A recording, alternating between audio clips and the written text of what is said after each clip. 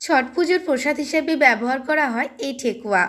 অবাঙালিদের পাশাপাশি এখন বাঙালিদের মধ্যেও ঠেকুয়া খুব জনপ্রিয়। এটি বাড়িতে বানানো কতটা সহজ দেখে নিন। প্রথমেই একটি পাত্রে 3 কাপ আটা ও 1 কাপ সুজি নিয়ে নেব।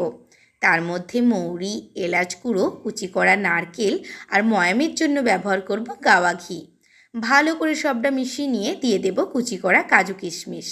এরপর মিশ্রণটা আমি গুড় দিয়ে মাখবো। চাইলে অল্প একটু জলও ব্যবহার করতে পারেন। মিশ্রণটাকে ভালো করে শক্ত করে মেখে নেব। এরপর 15 মিনিট ডোটা রেস্টে রাখবো।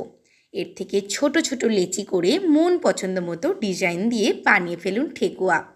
আমি ছাঁচ ছাড়াই কয়েকটা ডিজাইন দেখালাম, আপনারা চাইলে ছাঁচ দিয়েও কিন্তু এটা বানিয়ে নিতে পারেন। কিন্তু দেখুন কত সহজেই এই সুন্দর ডিজাইনগুলি আমি হাতেই বানিয়ে ফেললাম। আপনারা কিন্তু জানাবেন আপনাদের কার কার এই ঠেকুয়া ভালো লাগে। এরপর সাদা তেল গরম করে অল্প আঁচে ভেজে নিলেই তৈরি এই খাস্তা মুচমুচে ঠেকুয়া।